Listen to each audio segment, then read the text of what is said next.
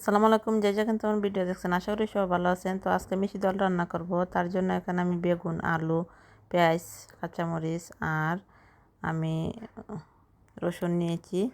নিয়ে আমি শীতলটাকে সামান্য একটু পানির মাঝে শীতলটা দিয়ে তারপরে আমি এটা কাঁটাগুলো ফেলে দিয়েছি, তারপরে চাকনি দিয়ে চেকে নিয়েছি, দেখতে পাচ্ছেন। আর এখানে আমি সবগুলোই দিয়ে দিব।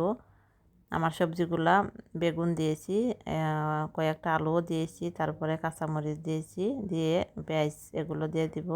তো লন্ডনে একটা শাক পাওয়া যায়, এটা নাম স্পিনাচ, এটাকে আমি কেটে এই দেখেন এরকম পাতাটা আমি এটাও দিয়ে দিলাম।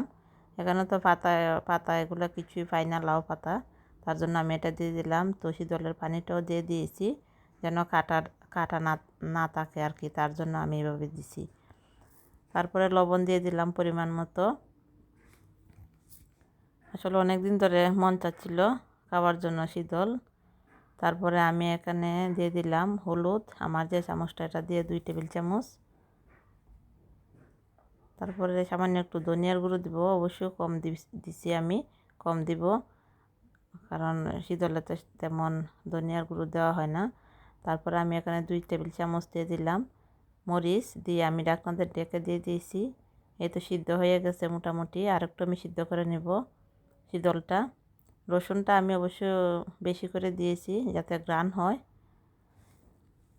এই তো আমার শীতলটা হয়ে গেছে। ভালো লেগে থাকলে অবশ্যই চ্যানেলটাকে সাবস্ক্রাইব করবেন, লাইক দেবেন, কমেন্ট করবেন। আমার মাহিয়াস কুকিং পেজ এটাতে ফলো দিয়ে রাখবেন। ভালো থাকবেন সবাই, আল্লাহ হাফেজ।